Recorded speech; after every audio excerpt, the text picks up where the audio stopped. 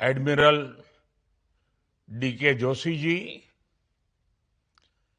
Netaji Subhash Chandra Bose INA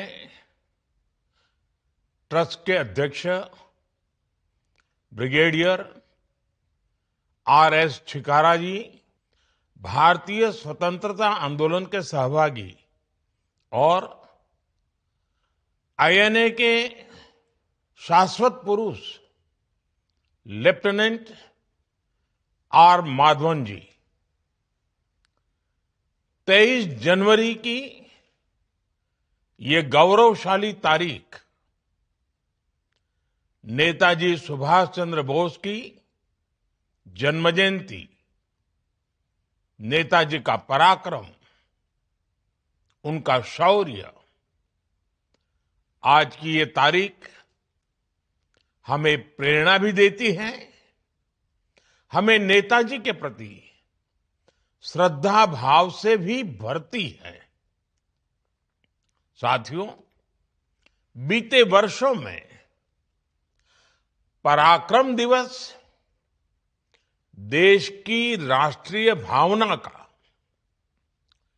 national spirit का एक अभिन्न पर्व बन गया है।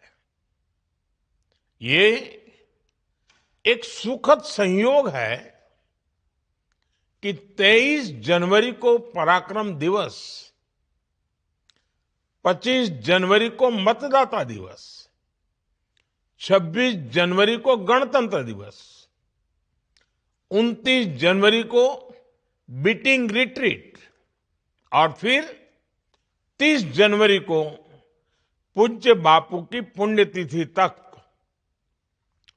गणतंत्र का महापर्व मनाए जाने की एक नई परंपरा बन गई है।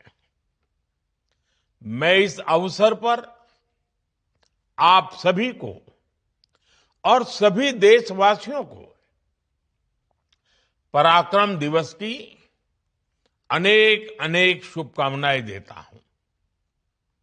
भाइयों बहनों, साल 2026 में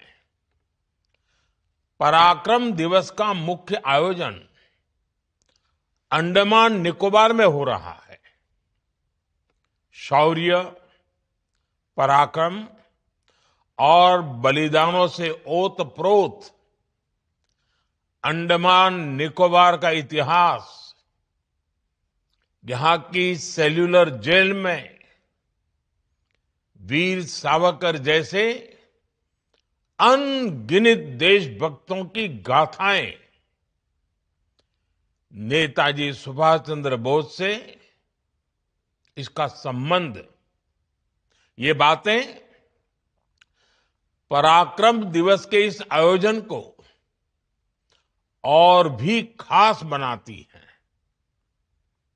अंडमान की धरती इस विश्वास का प्रतीक है कि स्वतंत्रता का विचार कभी भी समाप्त नहीं होता।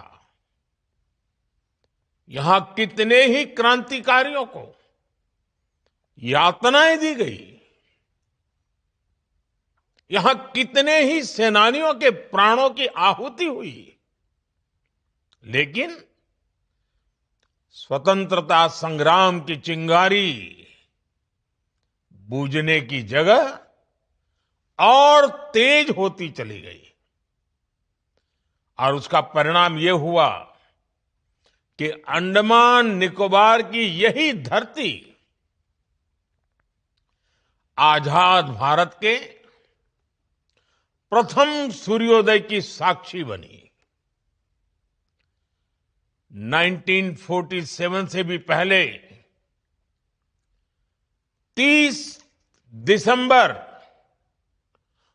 1943 उस दिन यहां समंदर की लहरों को साक्षी रखते हुए भारत का तिरंगा फहराया गया। मुझे याद है साल 2018 में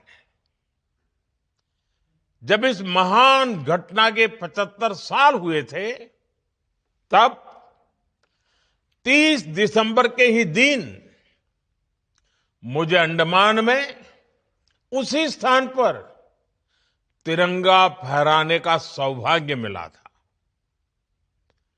राष्ट्रगान की धुन पर, समंदर के तट पर, तेज हवाओं में लहराता वो तिरंगा जैसे आह्वान कर रहा था कि देखो, आज कितने अनगिनत स्वतंत्र सेनानियों के सपने पूरे हुए हैं।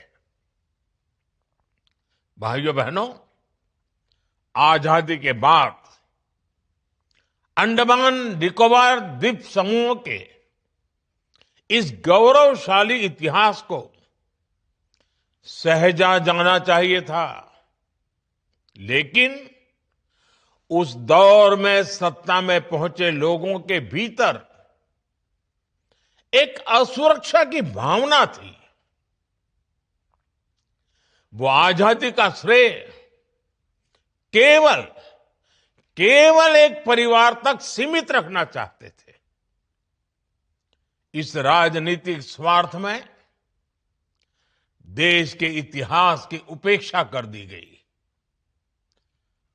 अंडमान निकोबार को भी गुलामी की पहचान से जुड़ा रहने दिया गया।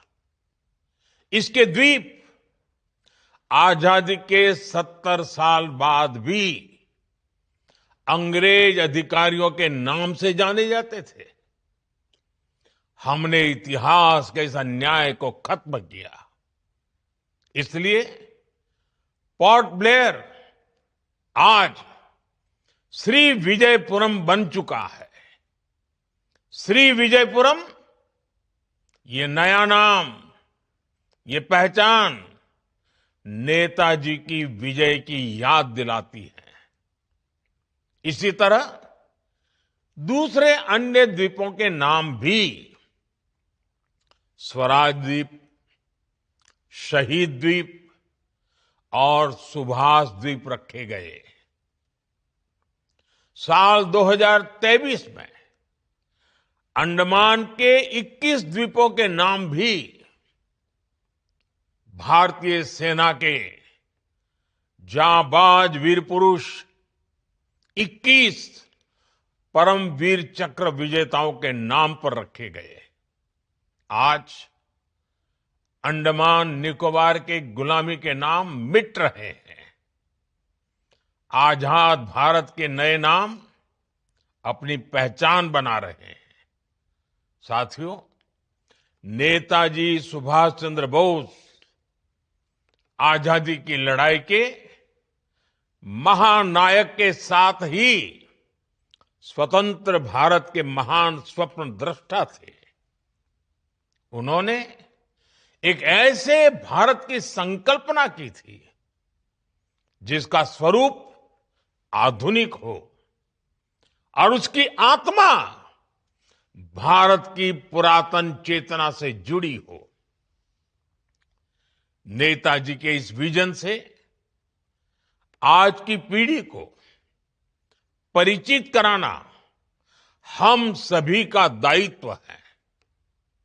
और मुझे खुशी है कि हमारी सरकार इस दायित्व को बखूबी निभा रही है। हमने दिल्ली के लाल किले में नेताजी सुभाष को समर्पित म्यूजियम का निर्माण किया है। इंडिया गेट के समीप नेताजी की विशाल प्रतिमा लगाई गई है। गणतंत्र दिवस की परेड में हिंद फौज के योगदान को भी देश ने याद किया है। हमने सुभाष चंद्र बोस आपदा प्रबंधन पुरस्कार भी शुरू किए हैं।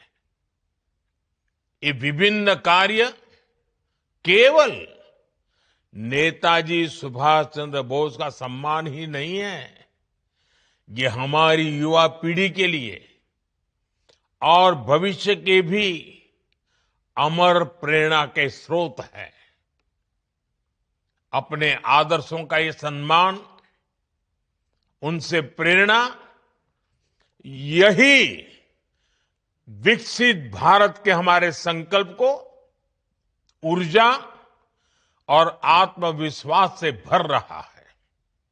साथियों, एक कमजोर राष्ट्र का अपने लक्ष्यों तक पहुंचना मुश्किल होता है।